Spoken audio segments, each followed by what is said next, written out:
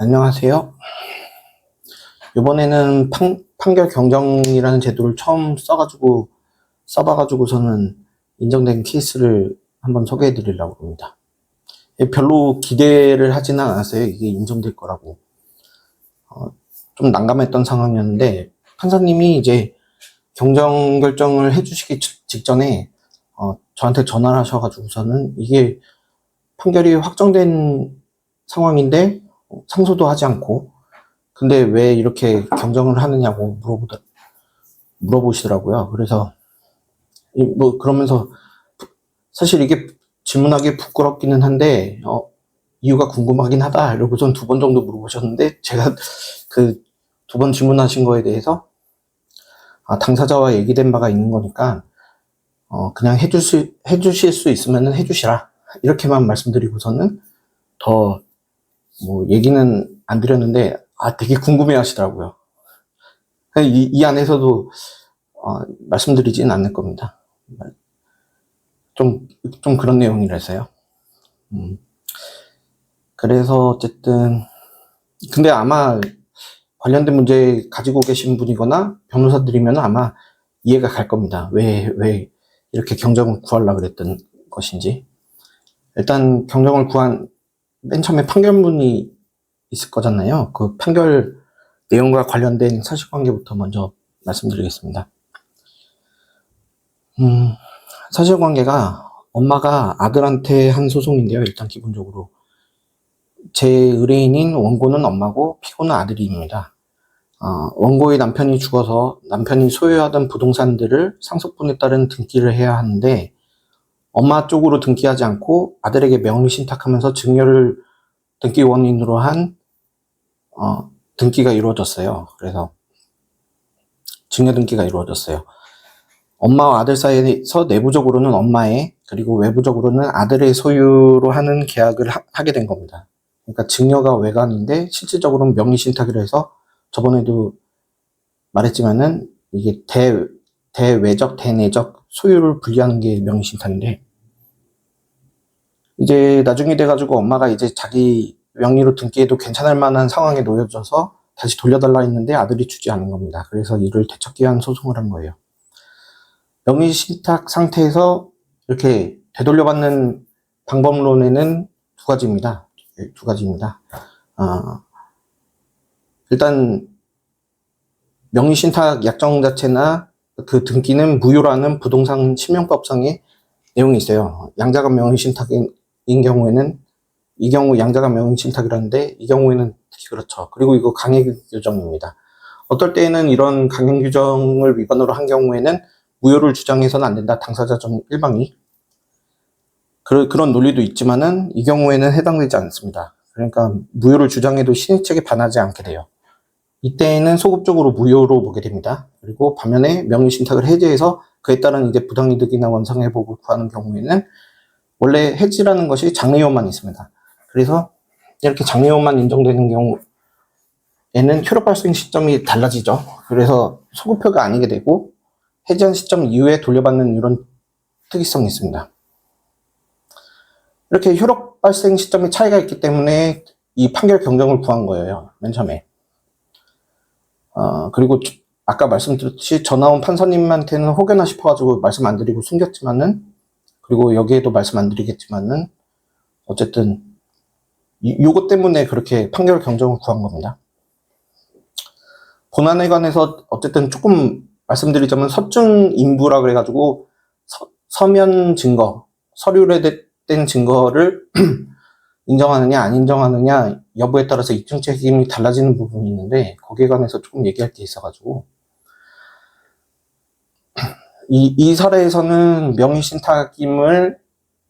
명의신탁이 있었음을 입증할 만한 서류가 있었어요. 증여계약서 외에 명의신탁 약정서도 따로 있었거든요. 그리고 증여계약서에서 찍혔던 아들의 도장, 피고의 도장이 똑같이 찍혀 있었어요. 여기 명의신탁 약정서에. 그렇게 인형이 동일한 경우라고 하거든요.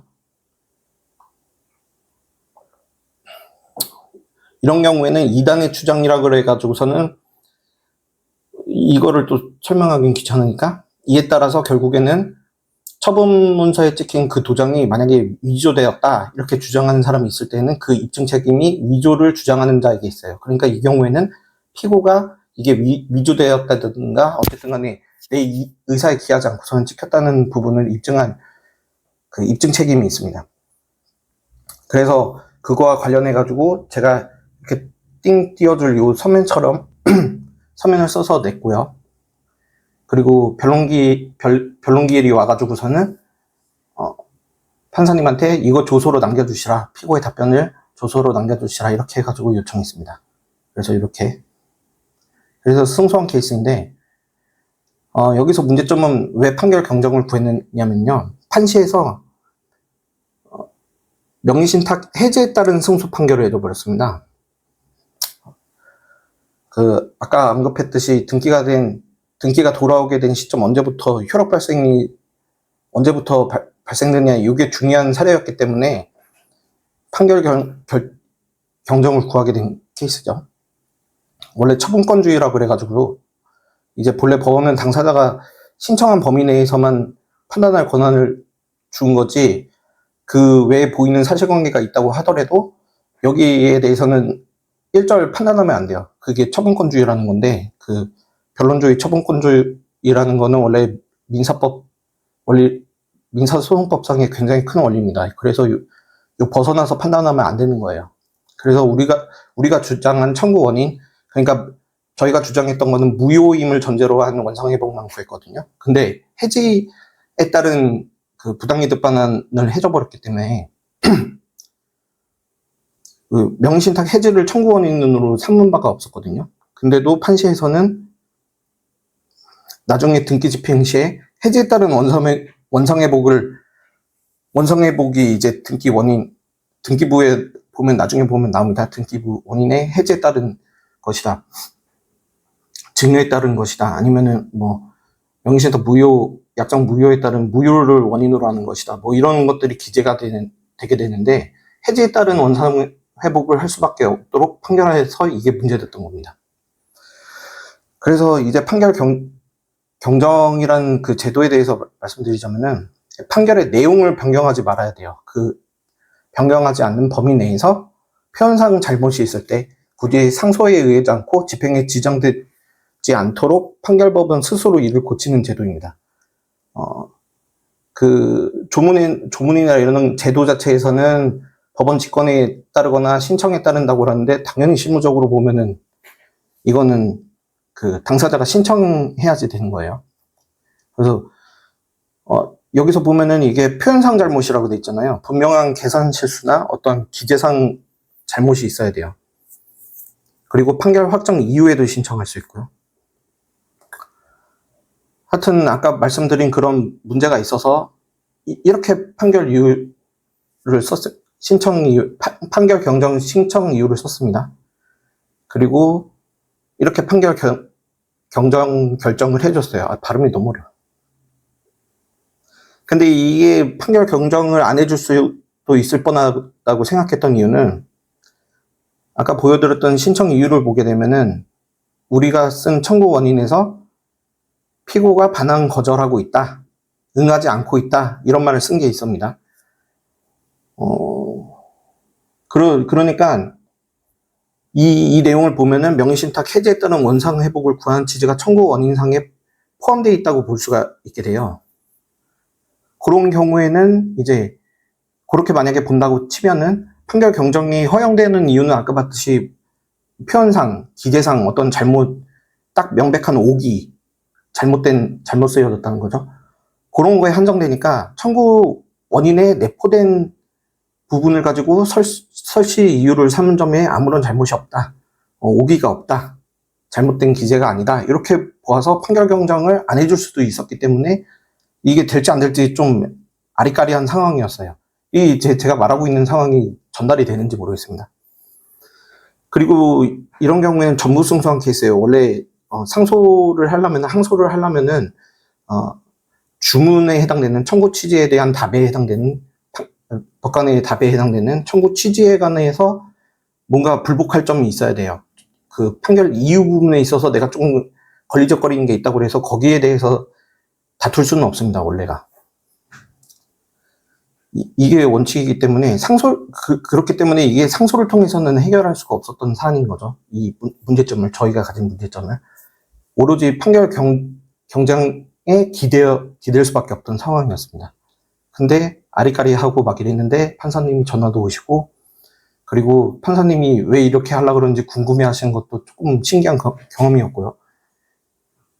근데 어쨌든 간에 해주실 수 있는 상황이면은, 제도적으로 그런 상황이면은 해주시라 이렇게만 간단히만 말씀드렸는데, 또 해주신 것도 좀 의외였습니다.